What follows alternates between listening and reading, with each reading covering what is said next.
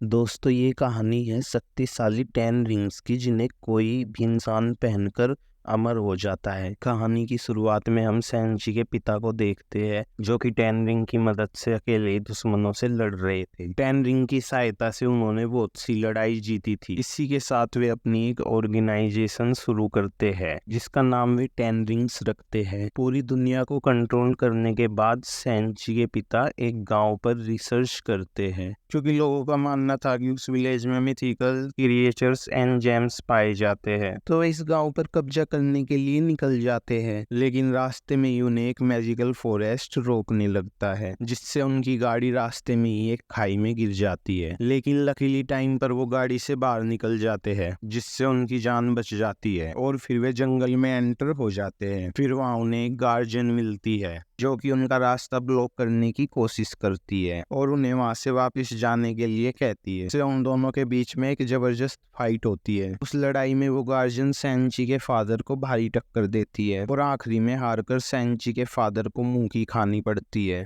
लेकिन इस लड़ाई में उन्हें एक दूसरे से प्यार हो जाता है, जिसके बाद सेंची की माँ अपने गाँव को छोड़कर उसके पिता से शादी कर लेती है। इसके बाद हमें छोटा सेंची दिखाई देता है जिसको उसकी माँ ये सब कहानियां सुना रही थी। साथ ही वो उसे उनके ग्रेट प्रोटेक्टर ड्रैगन के बारे में भी बता रही होती है। इसके बाद सेंची को वो एक ग्रीन कलर का लॉकेट गिफ्ट करती है। इसके बाद सीन कट होकर प्रेजेंट टाइम में आता है जहाँ सेंची अपना नाम चेंज करके 10 साल से कैलिफोर्निया में रह रहा था। फिर सेंची एक पोस्ट कार्ड देखता है। यहाँ पर हमें ये पता नहीं चलता कि वो अपना नाम चेंज करके क्यों रह रहा है। साथ ही सेंची अपनी एक फीमेल फ्रेंड के साथ गाड़ियों की देखरेख का काम किया करता था। काम खत्म होने के बाद वे दोनों अपनी एक फीमेल फ्रेंड से मिलने के लिए जाते हैं। उनकी वो फीमेल फ्रेंड उनका मजाक बनाती है और कहती है कि इतने टैलेंटेड होने के बाद भी ये दोनों एक टुच्ची सी नौकरी पर है। लेकिन इससे सेंची और उसकी फ्रेंड को घंटा फर्क नहीं पड़ता क्योंकि वे दोनों अपने काम से बहुत खुश थे।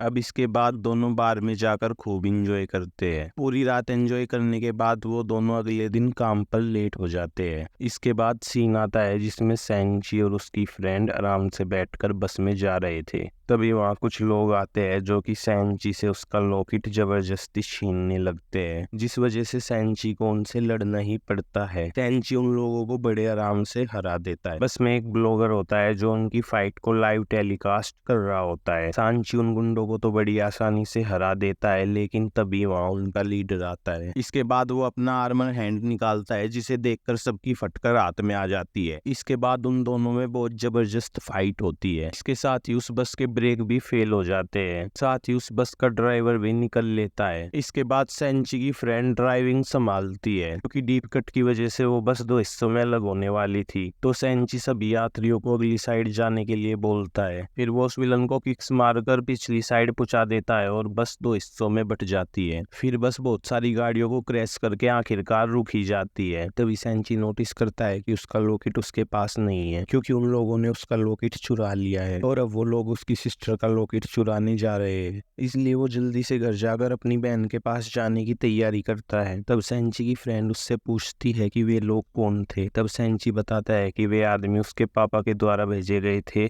और अब वे उसकी बहन के पास जाने वाले हैं, इसलिए सेंची को अब जाकर अपनी बहन को बचाना है। सेंची की ये सारी बातें सुनकर उसकी फ्रेंड हैरान हो जाती है। वो नहीं जानती थी कि सेंची की कोई बहन भी है, इसलिए वो सेंची को सब कुछ डिटेल में बताने के लिए कहती है। तब वो अपनी फ्रेंड को बताता है कि उसकी मदर की डेथ के बाद उसके फादर ने उसको एक हार्ड ट्रेनिंग देना शुरू किया था और जब वह 14 साल का था तो उसे उसके पहले मिशन पर भेजा था। सेंची ने अपनी फ्रेंड को बताया कि वो किसी वजह से मिशन में फेल हो गया, इसलिए वो फिर कभी घर वापस नहीं गया। फिर वो दोनों फाइनली अपनी डेस्टिनेशन पर पहुंच जाते हैं। फिर ये दोनों सेंची की बहन सेलिंग को ढूंढते हुए एक इलीगल फाइटिंग बार में पहुंच जाते हैं। अब चूंकि सेंची की बस वाली फाइटिंग की वीडियो इंटरनेट पर वायरल हो गई थी तो वे लोग धोखे से सेंची से क्लब कॉन्टेस्ट में हिस्सा लेने के लिए साइन करा लेते हैं। इसलिए सेंची को मजबूरी में वहाँ फाइट करनी ही पड़ती है। लेकिन जैसे ही सेंची फाइट करने के लिए जाता है तो वो अपने अपोनेंट को देखकर काफी हैरान हो जाता है क्योंकि जिससे उसकी फाइट होने वाली थी वो कोई और नहीं बल्कि उसकी खुद की बहन सेलिंग थी, जिसे वो ढूंढने वहां पर आया था। लेकिन किसी वजह से उसकी बहन उससे बहुत नाराज थी, जिससे वो उसके साथ फाइट करने लगती है। लेकिन सेंची उससे फाइट नहीं करता, यानी वो उसे जरा सा भी हिट नहीं करता। यहाँ पर हमें एक सीन दिखाया जाता है जिसमें सेलिन सेंची से मना करती है कि तुम मुझे अकेला छोड़कर मिशन पर मत जाओ। इसमें सेंची प्रॉमिस करता है कि वो 3 दिन में लौट आएगा, क्योंकि मिशन के बाद वो घर वापस नहीं गया था। इस वजह से सेलिन उससे नाराज थी।